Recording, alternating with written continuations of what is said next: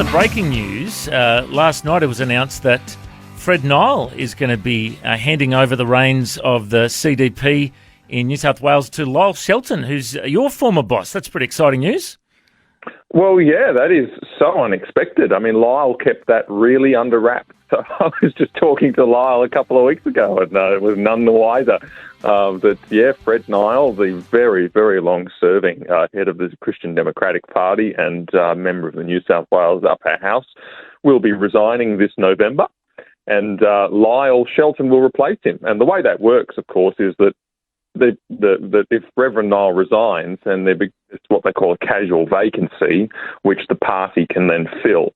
And so I think it's the council or whatever the decision-making body within the party is will choose Lyle, they're expecting, install him to Fred's place, and then Lyle will have just over a year before the next New South Wales state election where he'll have to win the seat in his own right. But I was just reflecting on the fact that Mark Latham is in the New South Wales Upper House and he's become really quite a champion of many Christian values and really good legislation, enforcing parents' rights and religious freedom and various things. And Lyle Shelton plus Mark Latham in the Upper House, well, it's a very, very interesting combination which could significantly impact on the culture of New South Wales. Very often those people who hold those balance of power positions in the Upper House have huge influence over the legislative agenda. So that's really cool news. I know Lyle, and there's nobody like him for tenacity, for conviction. He's like a dog with a bone. When he's going to get something good done, he'll stick with it until it's done. And so he's a really formidable fella. So really looking forward to that coming to fruition. Well, thanks, Martin. Appreciate your kind words. And sorry I didn't mention my plans when we last met. It was all top secret back then. Look, I've been overwhelmed by the support from people all over the nation since the announcement. I had the opportunity to be in Sydney last week and speak at a couple of book launches hosted by the Reverend Honourable Fred Nile and the party faithful. It was great to meet new friends. I also took the opportunity to reflect on Reverend Nile's legacy and the fact that he was right on so many issues which have now come to bite us as a culture. Take a listen. Welcome, everyone. We thank you very much for coming to our forum here at the New South Wales Parliament House in the Parliamentary Theaterette.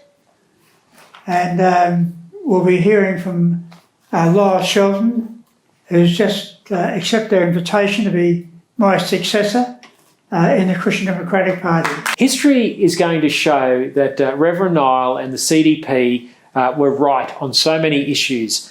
Take this national discussion we're having at the moment on rape culture after the terrible Brittany Higgins rape in Parliament House. And it's provoked this big conversation about the abuse of women and the lack of respect in our society and culture.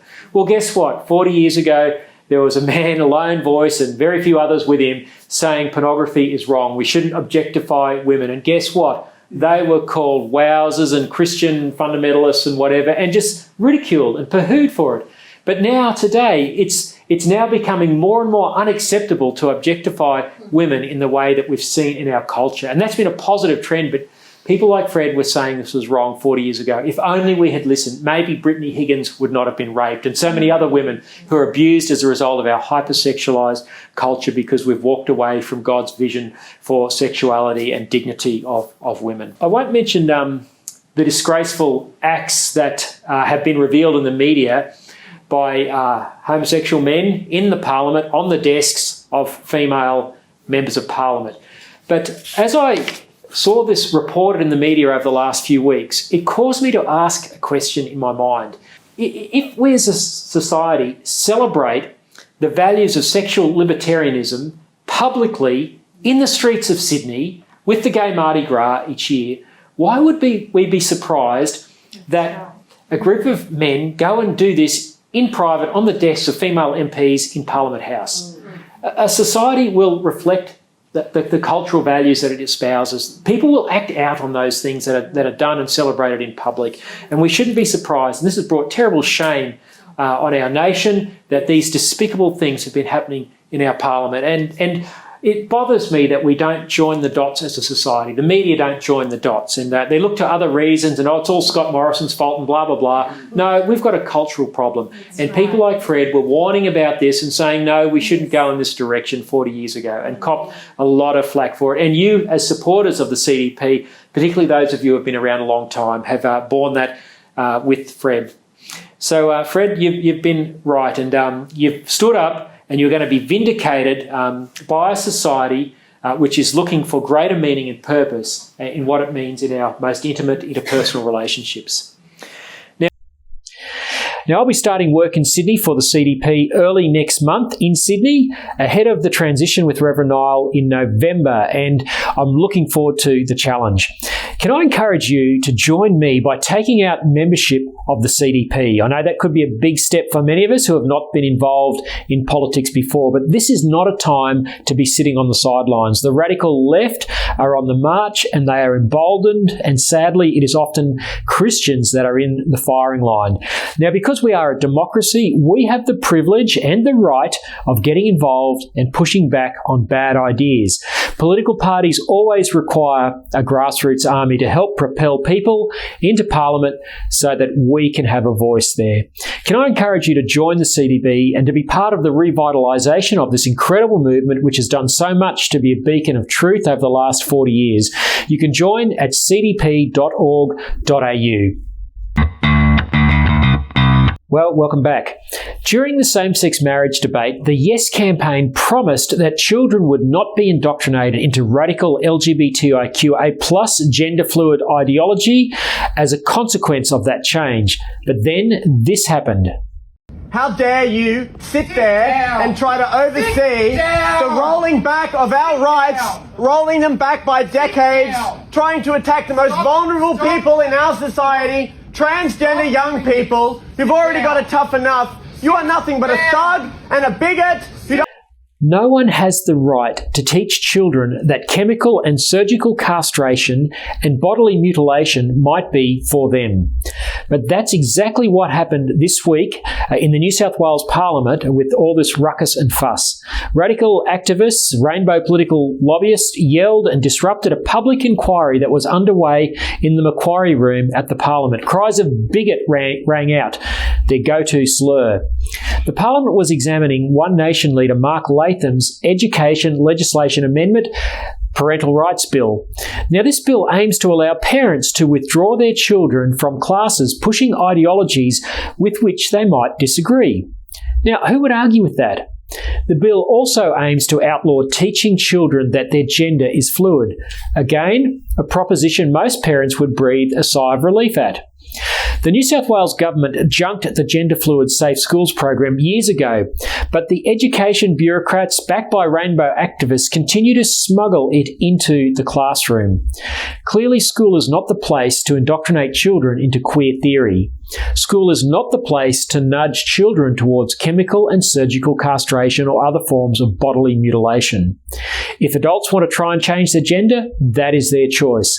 But the rainbow political movement, which said during the 2017 plebiscite there would be no such consequences from degendering marriage, is hell-bent on indoctrinating your children. That's what the bullies were fighting for. They want children to have the right, with or without parental consent, to take puberty blockers, cross-sex hormones, and have surgery to alter their bodies irreversibly for life. If you doubt this, look at the words on the Rainbow Political Activist news sites. Here's what the leader of this week's stunt, April Holcomb, told the Sydney Star Observer about the Latham Bill. Quote, "It actually gives conservative parents the right to withdraw students from any class about sexuality or religion that they deem to be against their own beliefs. We need to remember that children have their own rights and are not just the property of their parents." End quote. Let that sink in. In the wonderful world of rainbows and unicorns, parents have no right to guide their children away from lifelong infertility and the surgical removal of breasts and genitalia. The other lie told by the protesters is that Latham's bill makes it a sackable offence for teachers to support trans students. What rubbish. Who would want to sack any teacher for supporting a vulnerable student? Outlawing the teaching of harmful gender-fluid ideology is an entirely different proposition to supporting a child who might be confused about his or her gender. But lies and distortion are the rainbow political movement's stock in trade. For seeking to apply the reason of a parliamentary inquiry to the proposition that gender-fluid indoctrination of children should be banned, Mark Latham is labelled a bigot. "You are nothing but a thug and a bigot," the protesters said. And they went on to say, "That doesn't represent anyone but yourself and a tiny minority of bigots in this society," end quote. This is what Holcomb was yelling in contempt at the public hearing that was going on in the Parliament. Gender-fluid ideology is spreading through our schools like a coronavirus, and the rainbow political movement wants to keep the pandemic going. Its consequences are far more harmful to young people than COVID-19 ever will be, as the rapidly growing movement of people detransitioning testifies. Now more than ever, leaders need to stand up and resist the rainbow political bullies. Latham must not be left on his own, for kids' sake. Well, marry your sister. That's the latest marriage equality push. If love is love, why not? Now, will the leaders of the 2017 same-sex marriage plebiscite condemn this latest push for marriage equality? News.com.au reports that an Australian man is pushing to change incest laws in 60 countries, comparing the issue to gay and mixed-race marriage. The logic, of course, holds, but redefining marriage was never about a coherent logic. This Australian man, Richard Morris, is pushing to change incest laws in about 60 countries, saying he supports the legal push in New York's Manhattan Federal Court that sexual behaviour between consenting adults should not be criminalised. Fighting for true marriage equality is the right thing to do, isn't it? Mr. Morris reportedly said. The leaders of the Yes campaign during the 2017 same-sex marriage plebiscite mocked suggestions that redefining marriage on the basis of love is love would open up other possibilities, someone tell Mr. Morris. If they were telling the truth to the Australian people then, where are these activists now? I've been worried about this push for net zero carbon emissions by 2050. I believe it imperils our national security. There's been no cost benefit. We have no clue. Senator Matt Canavan is right to resist his own government's push to move headlong in this direction. With a weak US President Joe Biden, strings being pulled by the radical left, Australia is sadly following his lead. And the New South Wales government, led by Energy Minister Matt Keane, is hell-bent on closing down all coal-fired power stations, imperiling the energy security of the entire eastern seaboard, not just New South Wales. Keane is even resisting Prime Minister Scott Morrison's compromise position of having gas replace coal. No one can tell from where the baseload power required to keep the lights on and people in manufacturing jobs will come.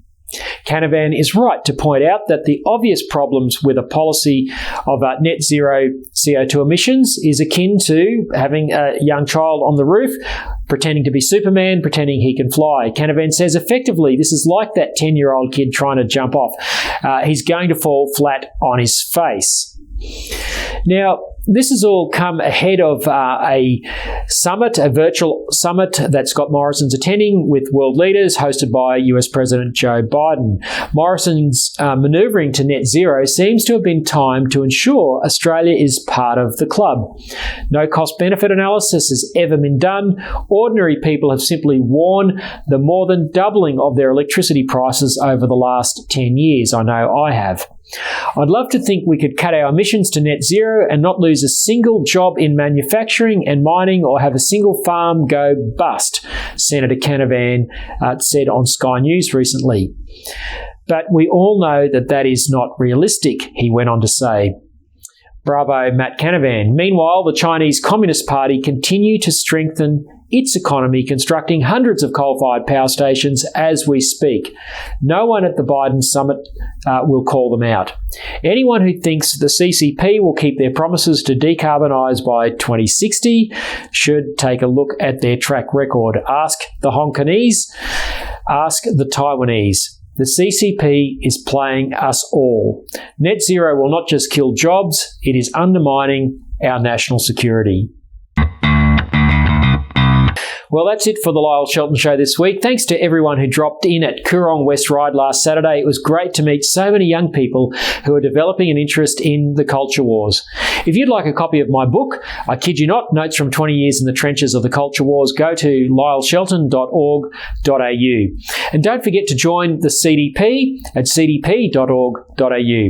Thanks again to Dave Pello and the team at Good Source News for production and editing. The Good Source is where you can get your great commentary on all the issues you need to know about. Until next time, thanks for being with me. God bless. The Lyle Shelton Show is a production of The Good Source, hosted by Lyle Shelton. To watch, listen to, or read more content without the SJW PC fact filter, visit goodsource.news. Good, SAUCE.news. Become a Good Source supporter for exclusive access to live and unedited interview recordings, including the conversations before and after the show.